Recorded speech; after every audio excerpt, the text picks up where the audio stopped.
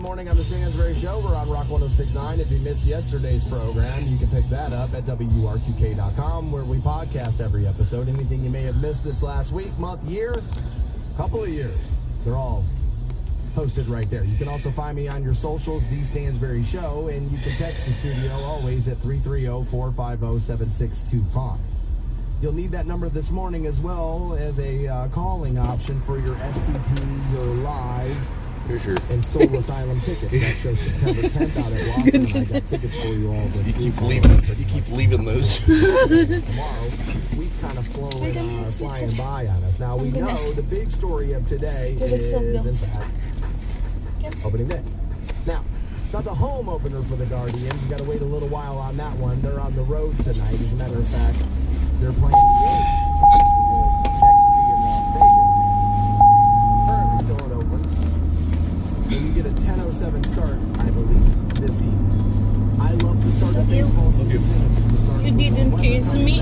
There's a lot of hope involved in the beginning of the sports season. I love summer. It's one of my favorites. And baseball kind of does this, where it's like the first 3 weeks of the season, everybody's all in. And then for about 2 months, it's like, oh yeah, that. And then, you start to get it later in the season, everybody, kind of circles back and starts to fall in love with it all over again.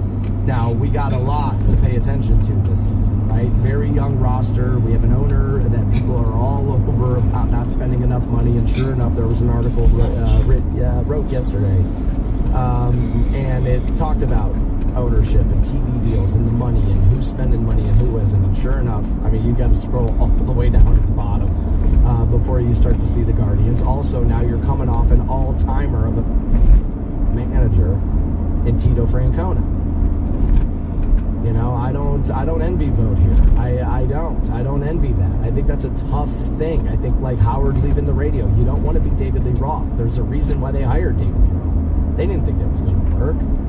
They wanted to get a bunch of attention on something and flush it out, and then when they did what they were going to do, you would accept it. And that's exactly what happened.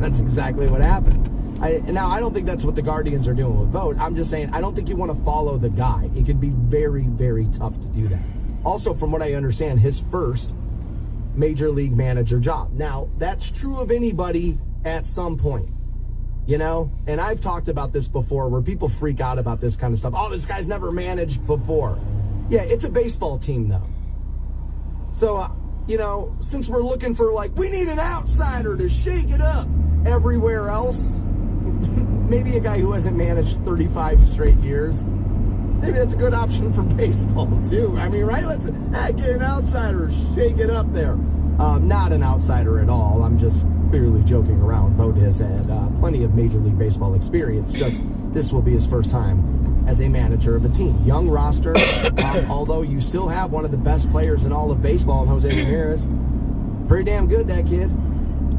Pretty damn good. And so we'll see what we get. Now, they put out some, win totals yesterday, and people are like, dude, they're not going to win 70. I was like, well, geez, that doesn't sound good at all. But, if you look at last year, if I'm looking at this correctly, and I believe that I am, having bet on them in the Central last year, 76 and 86. The Cleveland Guardians were.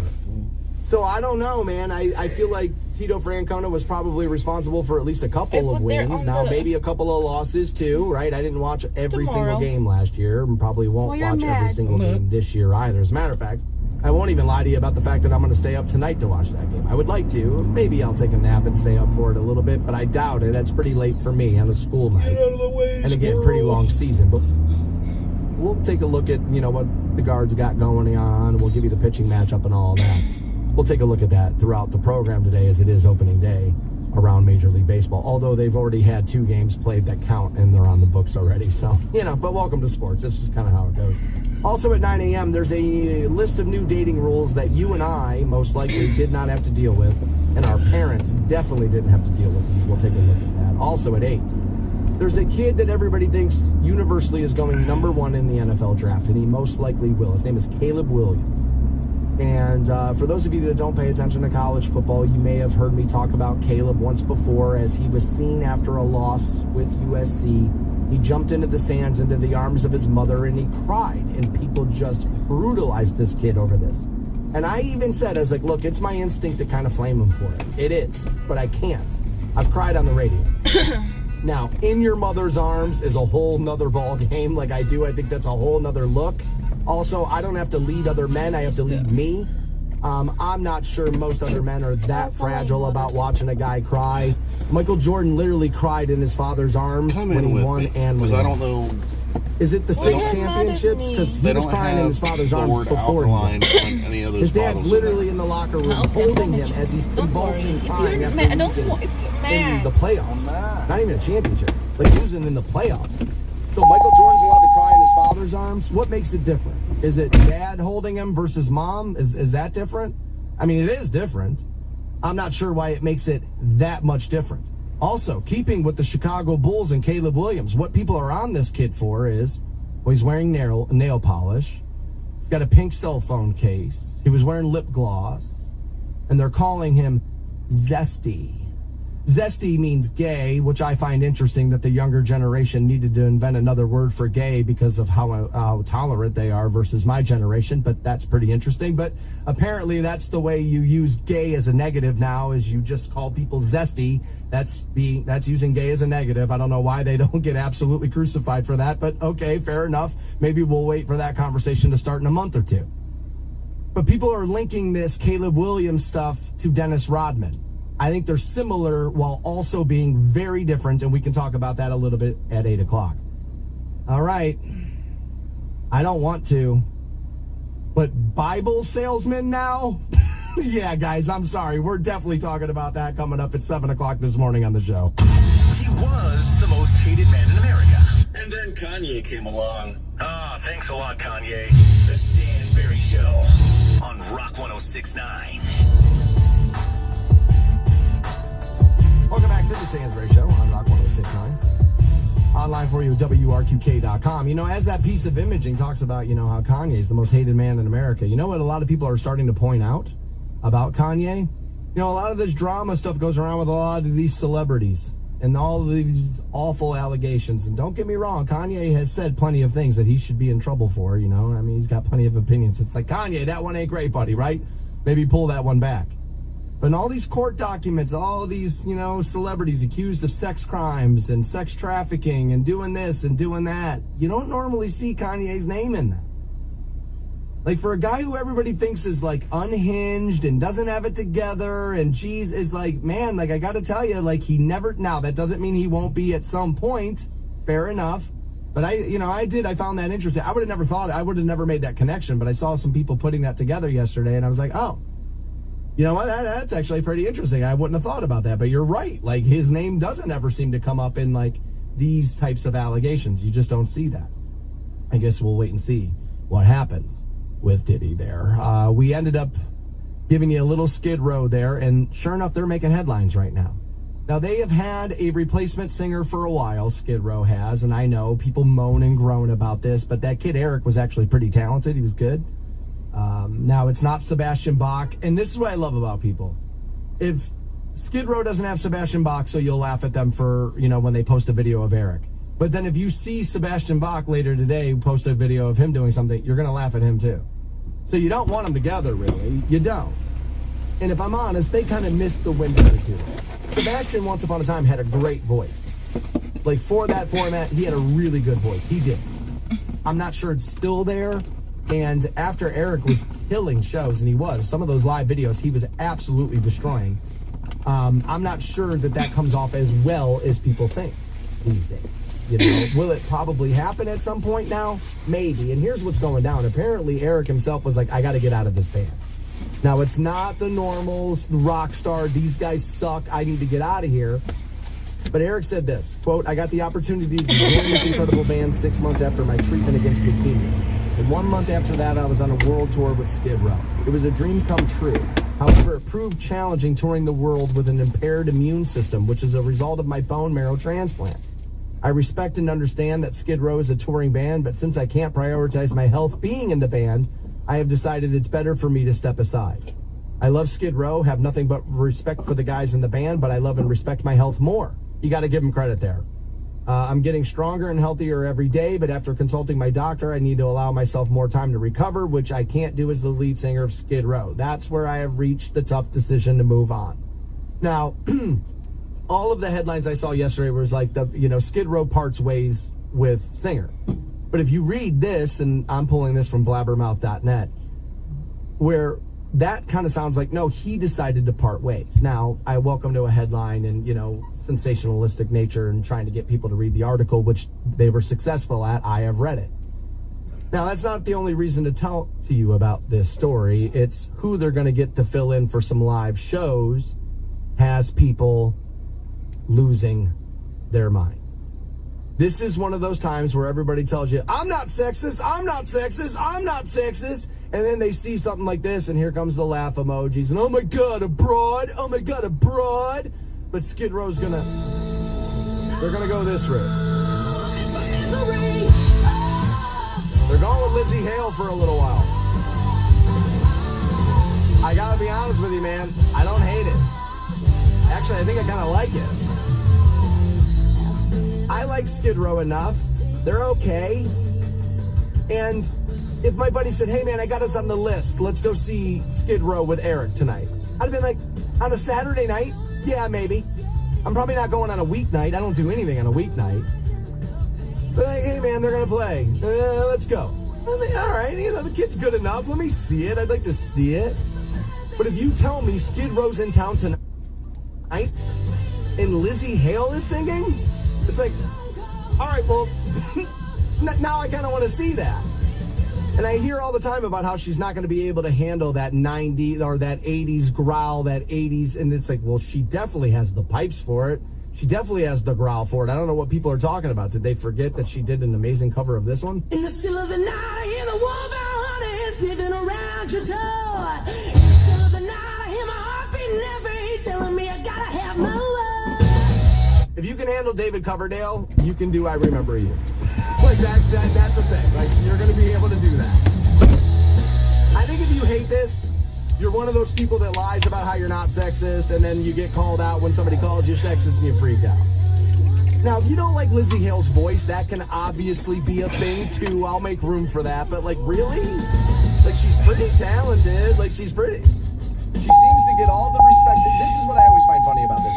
She gets all the respect from the musicians. Every musician you love, she has their respect. It's yours she can't get somehow. That's interesting to me. And I think that problem may be with us and not necessarily Lizzie Hale. All right, she also covered this one Once Upon a Time. Not that this is in the styling of Skid Row, but pretty famous song. Stevie Nicks, man, that's sacred territory for a lot of people.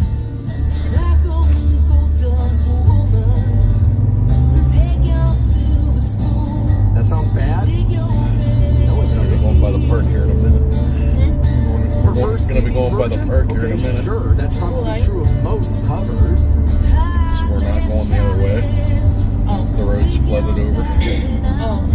But if you can take on David Coverdale with a decent version, and you can take on Stevie Nicks, I shouldn't have crossed it yesterday like I did. I'm telling you, I think she's So going to be able to sing Youth Gone Wild pretty well. Back to the Stansberry Show. Rock 1069. Welcome back to the Stansberry Show. On Rock 1069, online for you, WRQK.com. It's 330-450-7625 to send the text to the studio. Plenty of you have, and I like this. A lot of you are in support of the idea. No, nothing flood already. Lizzie Hale taking over. Look, it's almost all the way up to the fence. Vocals for Skid Row. Their singer had That walking path is completely Yesterday, underwater. that was really rehab and the like, and then like, overflowing. shortly after that, It he just- just the- jumped on the Well, it road drained. with Skid Row. He says, "Look, this is not Peter, conducive look for a at the healthy road. lifestyle." I am. Now, there's a lot of people out there speculating, that what he means really is staying away from drugs or alcohol, or, the band's kind of tired So of him, they here want to throw him must- out, and so here this is one of yesterday, those, it's not like, letting. they're going to let him tell you he's leaving, but really we're throwing him out, which happens a lot in the It's entertainment had a day or industry. so to Happens see in it's all my business flooded. for sure. But I Probably think all the this footage is maybe coming ended up out, enough. I'm too. not even so sure you won't see a return of Eric to Skid Row. I mean, their shows were getting pretty good. Right? He had the voice. it's learning to own the stage is a whole nother thing. That's why, Adam Lambert, who took over, in Queen, everybody gave him credit because it's like, man, that kid just jumped right out of there and stepped right into the Freddie Mercury thing. He stepped right into it. I don't think he's as good, but like welcome to Replacement Singers. Rarely do you go, oh my God, this is as good or better. There's a few, Iron Maiden, AC/DC, there's a couple others. But even a lot of AC/DC fans won't admit that Brian Johnson's good. A lot of them still are like Bon Scott or nothing else. I'm not one of those. Back in Black is amazing. That record is amazing. Front to back, it's so good. People thought it was a greatest hits record, so pretty good. Right? It's pretty good. But most times you're probably going to enjoy the original singer more than anything else. I mean, we're still having the debate on Sammy and Dave for crying out. And I think most people probably see that one as Sammy has the better technical singing voice. Dave is clearly the better frontman. And the songs were probably better overall than with Sammy. Now, I think the Sammy era gets swept under the rug a little too easily by Van Halen purists. There's plenty of songs from that band that are great. I tell people all the time, oh, you turned them into Journey! Turn them into Journey! Beta rock! But like at the end of the day, that's because you haven't listened to everything. Like, pull out 5150. Listen to Get Up. Listen to Inside. Those songs rock as hard as anything that came before it, right? And I actually like the switching of the sound a little bit for OU812 and all of that. Like, I'm into all of that. I think I like the Dave stuff probably more, fair enough, but there was plenty of great stuff coming out. Oh, I forgot to put the bone inside the... And so I saw a lot of people yesterday kind of freaking out about this. He says, look, I'm stepping in for a couple of shows here. It's not like I'm going to be the new singer in Skid Row. And at first I want to go, well, why not? Like, I gotta be honest with you, I kind of want to hear a Skid Row album with Lizzie Hale on vocals. But isn't that just a Hailstorm album? I mean, nobody else in Skid Row, yes, some of those guys wrote some songs and this, but like nobody else is like, oh my God, like, watch, I'm gonna say this and people are gonna go, who?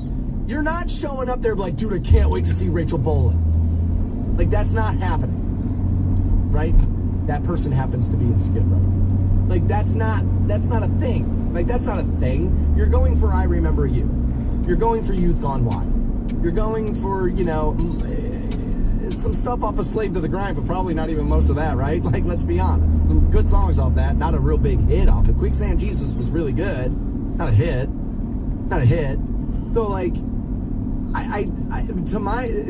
to the whole, like, well, just do an album, it's like, well, why? Like, she's put out Hailstorm albums. Like, you could just, you could just listen to this. Yeah, but Yellow Car, sweetheart. Now, this is going way back in her career. She's put out, I don't know, about 6 records since this, maybe. But it's and I haven't stayed up with everything Hailstorm's done. That's it. But she is good, and she can sing for sure. She's got a voice. Not that.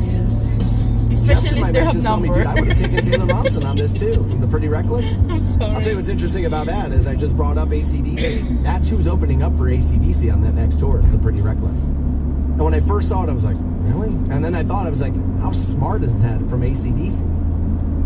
They're probably the one, let's call them a legacy act now, that's kind of what they are. They're probably the one legacy act who has accessible music today. What I mean by that is, I love Kiss, but so much of what they had done sounds very dated. Take me to the cellar, let me be a fella. Like, it just sounds like 1975. Like, it does. It doesn't sound like we're AC/DC. It's like, dude, is that 1970s? Is that 1980s? Is that yesterday? What the hell year is it? It's like a Quentin Tarantino movie. It's very accessible, right? It's like, what year is this going down there, right? And so, like, that's kind of, and so I feel like they could capitalize off of a band like the Pretty Reckless a lot. Like, get some of their fans and then be like, oh, dude, I didn't realize I was going to like this grandpa band as much as I do. We would have them drug tested, but why waste the money? The Stan Sperry Show on Rock 106.9. 8:45 this morning, I'm going to get you into STP. That show's got live on it, too. It's moisturizer. The Jubilee Tour, September, Blossom. I'll get you in this morning and tomorrow. 8:45. Wanted the organics last night when they made it. All right, I talk about it all the time, that I don't always pick what we talk about. Now, obviously, I make the rundown, I press the mic button on, and then I am speaking. So, yes, ultimately, but sometimes the world just decides for you. As a matter of fact, a lot of days, I'm not in here talking about what I think is the most interesting story. Sometimes I'm like, all right, dude, that went a little crazy, so we're clearly going to have to get into that. That's what a lot of this job is. That's where podcasting and radio is a little bit different. Podcasting normally is about people being really passionate about a subject and then hammering that subject in every episode. Where this is a little bit more like, dude, the things get thrown in your lap. Make some soup out of this, right? And so a story happened yesterday. It's one of the least surprising things I have ever seen in my life. They all look like lakes. But it is funny. And in any other decade, I think people would have a really good sense of humor about the fact that you gotta poke fun at this, although I know how this works with this man. If you criticize him at all, you automatically hate him. And now we hate you. And that's kind of what's happened to politics a little bit. People are guilty of this on both sides, where I think some people in this country have become too much about candidates and not about party. And that's where I worry for you, right?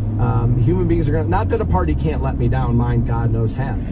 But when you really start putting all your chips in the middle on a person, it's like, man, you're going to be left holding the bag a lot. Look at celebrity worship, as a matter of fact. Look at what's happening with Diddy right now. You know what I mean? A lot of people out there have been defending him, been a fan of his for years, and it's like, dude, that's the weird thing about fandom, right? Is that it's like, oh God, now I feel a little gross, right? I don't know how I feel about this. So the former president is out there, and you may remember, I think it was 2019, he had signed a Bible, and people kind of lost their minds about it. And I am not a religious person. I grew up in a religious household. After watching people who told my father they were religious turn on my mother the day after he died, I became hardened to religion itself. And I became, weaponized against it. I have since tried to soften that view and realizing that, my grief doesn't depict everything. It's also been almost 20 years since that, and you learn to kind of deal with it, and you become a different and better person, hopefully. My mode these days is like, well, I always watching that house. You know what I mean? So it's kind of like, I'll leave doors open. Who doesn't love his song, God Bless the USA, in connection with promoting the God Bless the USA Bible? This Bible is the King James Version and also includes our Founding Father documents, yes, the Constitution. So the separation of church and state arguments are going to start coming up now. Of course, that will happen. In God we trust is on the money. Yeah, people have pointed that out before, that there's a little hypocrisy in those two things as well. I think what most people understand is it was, how do I want to say this? It was never the intention to have a national religion of the country. That we were a God-fearing people, but there was never an intention to have an actual religion preside over the country. That's the way I have walked away reading and understanding that. If I'm wrong, I'm wrong, but that's the way I've always felt about that. Which I'm fighting for every single day, very hard, to keep Americans protected. Also, the Bill of Rights, the Declaration of Independence, and the Pledge of Allegiance. I mean, we're getting allowed to do what? What? We're just throwing stuff in the Bible now? I love it. God bless the USA Bible, and it's just very important to me. Okay. Now, if we just take his presidency out, and the years since his presidency out, and we just go from like real estate guy, kind of famous, TV guy, Howard's best guest ever, but we just go there, I mean, there's not a lot of like looking back at his life and going, there's a disciple of the Lord. Now, having said that, plenty of people come to religion at different times of their life. I can't tell you how many times I have seen somebody go from like a full-blown atheist to later on in life believing, you know what, I was dead wrong. God is absolutely real. I believe now, and I am on the side now. I mean, people do that all of the time. So where and when he decided to rededicate himself to it, I'll leave that open. Okay, fair enough. But like, it's not exactly like you look down up and down this guy's life and went, Jesus and him. they're homies, right? Like, that's not, I mean, come on, that's not really the thing. Have it. You have to have it for your heart, for your soul. Many of you have never read them and don't know the liberties and rights you have as Americans and how you are being threatened to lose those rights. It's happening all the time. It's a very sad thing that's going on in our country, but we're going to get it turned around. Well, I've always said more laws create less freedom, and so you really have to take a look at which laws are imperative that we have and which ones aren't. And I think sometimes we get a little too carried away with creating some laws maybe in the wake of something, and we don't really necessarily need to be doing that, but it makes us feel better in the moment. Sometimes I think that's happened. Religion and Christianity are the biggest things missing from this country. Well, I think humility is one of the biggest things missing from this country. Everybody's obsessed with getting the bag, being number one. Just yesterday, as a matter of fact, a great NBA, not yesterday, I think it was 2 days ago, a great NBA player said about playing with Kyrie Irving, he's the Batman, I'm the Robin.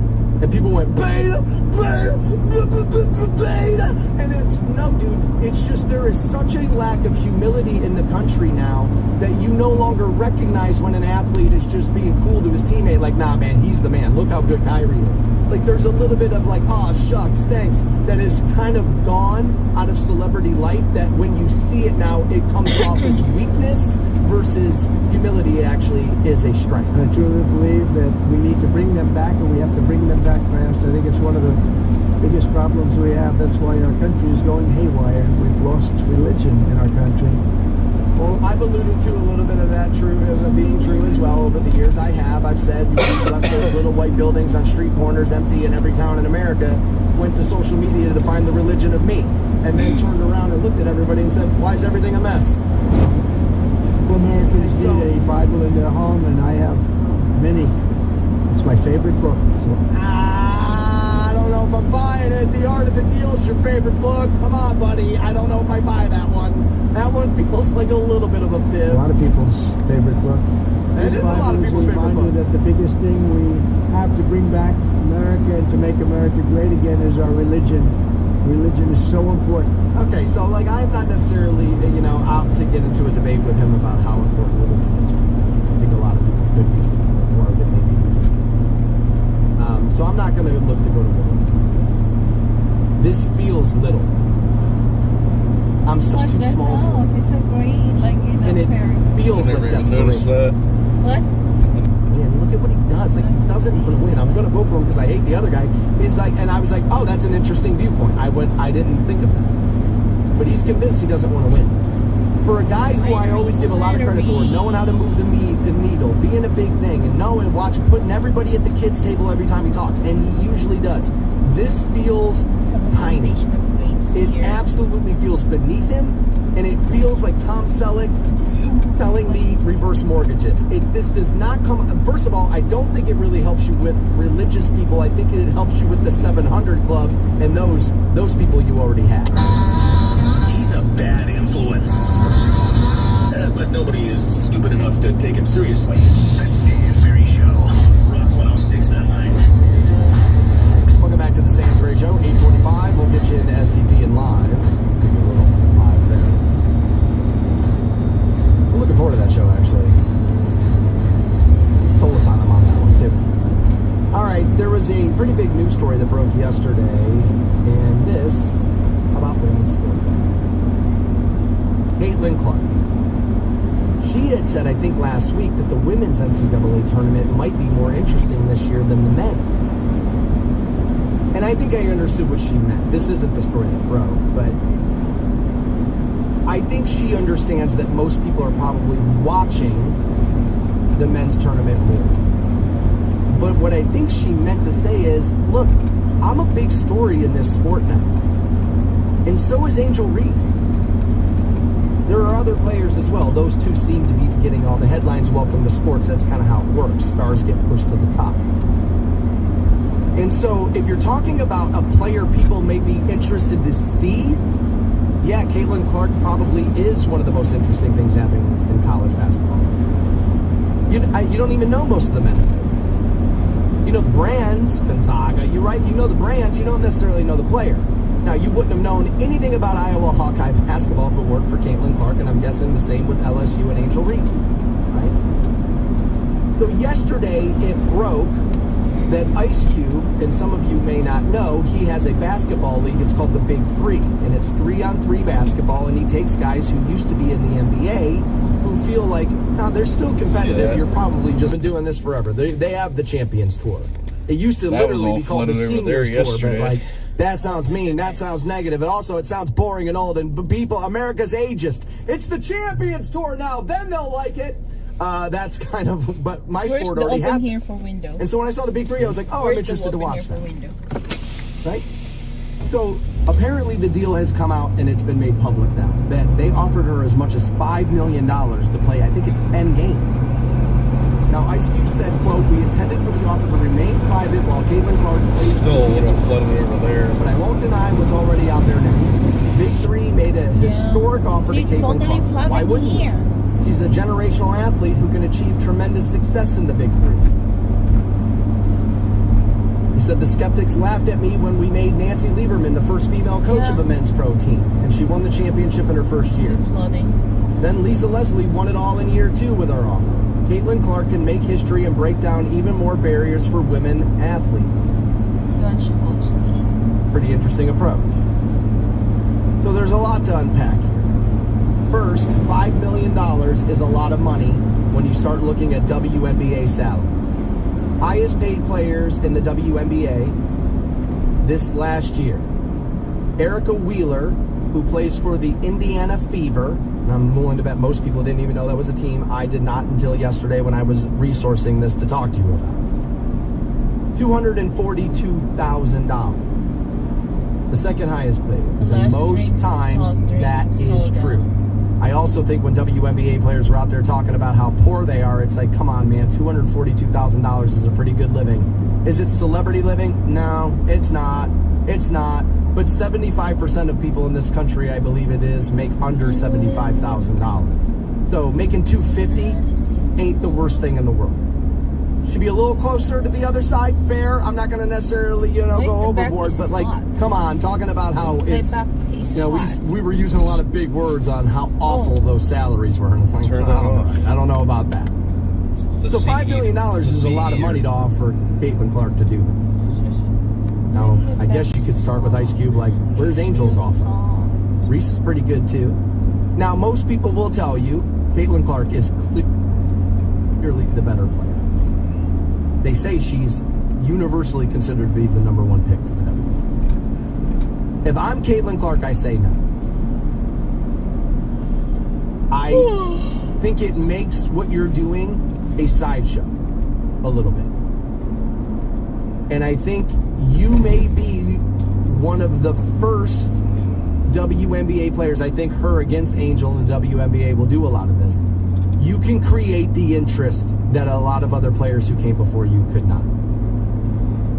I'm not guaranteeing you that she will. I think she has the opportunity to do that. I think if she steps in this and does this, it waters some of that down. Also, with NIL money, I don't know what she's made, but my guess is she doesn't necessarily. From Barstool came over top of it and offered her 10 to play in some Barstool thing he's got going on. That guy understands social media better than 99% of the people alive. You got to tip your cap to Dave. He totally gets it. And I think he's offered her as much as 10, to be part of whatever the hell he's got going on there. I don't even know what the hell he's got going on, but apparently he's got enough money to be offering that. I hope she doesn't do it. Now, Kenyon Martin, who was in the Big Three, said Caitlin Clark won't score a point. I think that's crazy. I think she will score a point, for sure. I think she would score in every game she was in. We're going to block a lot of her shots. There's going to be a lot of the physicality, for sure. And there's a reason why men and women don't play against one another in these types of sports. I've said it forever. If I take an 80-year-old Michael Jordan tonight and have him play in the WNBA, he's going to score 230 before the half. And everybody's going to be like, we've been on the wrong side. Doing it, maybe drive some interest in the WNBA. Now, will she make it as popular as the men's sport? No. And is that about sexism? Well, partially, maybe. Partially. There are a lot of guys who just like, as a matter of fact, a lot of guys out there are saying, well, I would like Caitlin Clark more if she looked more like this girl who played at Indiana and she's like super hot and nobody knows her name. It's like, well, why can't we just respect their games? You don't care how good looking Michael Jordan is. I mean, it helped him sell shoes, but at the end of the day, you don't really care how good looking he is. You liked him because he was damn good. So until we get there with the women playing in these sports where we evaluate them on the talent displayed, not how they look, it is kind of a little bit sexist, right? You know Like, what? yeah, a little bit, I remember right? that it's like. But here's where the until now, disinterest in the they WNBA didn't- comes this month, versus the when I was young, my NBA players grandmother play that on game father's at the side, rim. You're blocked she at the taught shot. There's me dunks. There's 360. that There's it's we need to speak in it's a damn blunt, we near. need to speak in They're damn near animal. acrobats at this point. So Who are playing every time basketball? that I will So the excitement of that is and I will different. clean the garden. Now the three I'm balls talking kind to of the changed plants that a little. because my grandma said We're it playing was at the tall. rim less than the Or NBA like maybe than ever circle, there before. has A some big long. that It stands must be back to tall. the basket is a dinosaur now. You can thank Steph Curry and some other players for that. If you hit the Or if a So if the lizard three falls balls off a the cliff. new Are you exciting thing okay? in basketball and Caitlin can shoot from anywhere on the court, I don't understand why people are so hesitant to show up and watch this woman play basketball. I think she has an Out opportunity there on the to hill. progress the Yeah, but it's too hard to WNBA think pretty for far. us, But if she goes to the Big Even Three, I think it wanted shoots her to. in the foot. Oh, this is really Thought nice. Stansbury was a mess on air? Check out the show's Facebook page So at Stansbury Show. I wanted to. Rock 1069. I mean, that's why. Turn yourself into a sideshow. Now, some of you see it differently. It says, well, if the See, leagues don't that's overlap, we're living. if not, We're there's two living both. I things. understand it would be amazing to see. The Big Three, sorry. The difference there is you have a woman entering a man's arena. A Yes, men's basketball player literally just an example mauled a female of, player on the like, court about a week ago. Poultry. It was horrific. So the That kids video was said. everywhere. Of course, It there's was a chicken. awful. It was And terrible. one student said, "My so, like, I don't- father's is old." I do. My brother raised a female athlete. She is, by the way, she's run against boys since she was a kid. You take her to most courts, she's gonna make you look dumb. But if you really start to play competitive and you hard fouling and all of that, you can hurt her, man. And so, like, people have an issue with that. Like, they do. And I don't see a problem with having an issue with that. I don't think it's necessarily just about men and women competing against one another. It's about how it gets done. And she is a woman entering a man's sport versus like a man transitioning into a woman and then clobbering every woman on the court and then going, look how damn good I am, which happens a lot. I've said this before. You got chess matches going on. Play against one another. Who cares? There's no physicality in that whatsoever. Who cares? It's the physical aspect. We also know the Big Three isn't technically a professional league. Yes, you get paid to play, but come on, it's a sideshow. It's a sideshow. And I think this woman has an opportunity to solidify herself as a legitimate WNBA athlete and jerseys to go see. Her college basketball rating They is have through the solar roof. there. People can't wait to watch her play hoops. You ever see the arenas she's in playing? You can barely get another person in there. I don't know why you water that down to go to the Big Three. It's helping Ice Cube and not really helping you. At the end of the day, the first time she gets a shot blocked in the Big Three, everybody's going to go, see, she sucks. So why the hell would you do that for the $5 million? Who cares? She's making NIL money. And she's going to make more money as a WNBA player than maybe the rest of the league combined. Which maybe that's why you go to the Big Three, because I don't think a lot of the women in the WNBA are going to love this woman when she gets there. Like a wake and bake. With an easy bake oven. The Stansbury Show on Rock 106.9. See if these people are right. Now, I looked this up. They won 76 games last year. That ain't great. Like, that's not real good. That's not real good. And so if we think there will be a significant drop-off this season, and I don't think it's crazy to assume that there would be, what does that mean? 60? 65? Or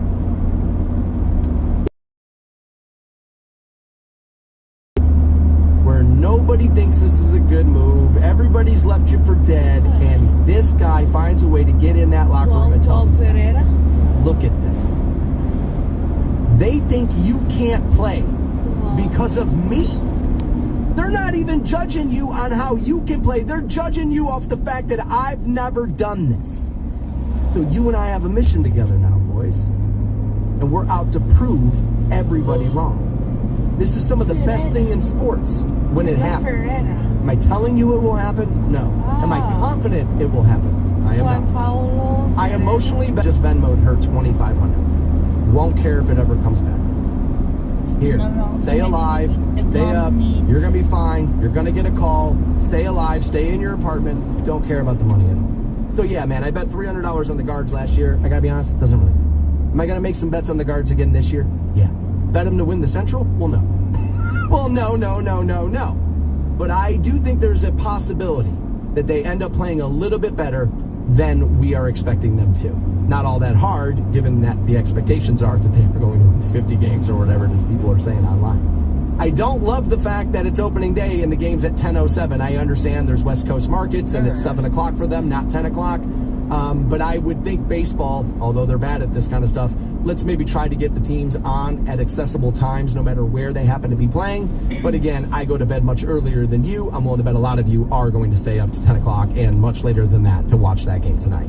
Kind of funny you can listen to him on your smart speaker. At no point in your rambling, incoherent response were you even close to anything that could be considered a rational thought. The Stansberry Show.